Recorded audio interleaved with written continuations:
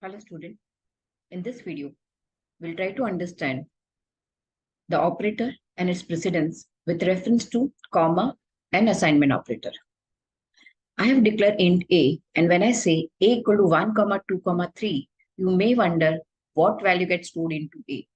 Understand, assignment operator has higher precedence than comma operator. And because of that, when you write a equal to 1, 2, 3, first it will read a equal to 1 and value of 1 gets stored into a because assignment operator has higher precedence than comma. Now the same thing will change if you put parenthesis, which means, let's say the next example, parenthesize your term will change the precedence of comma, which means in this example, I have declared int a equal to 1, 2, 3, which I have given a parenthesis.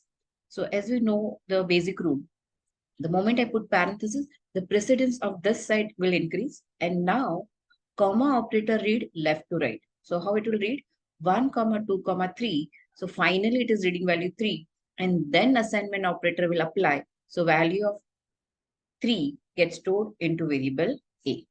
Thank you.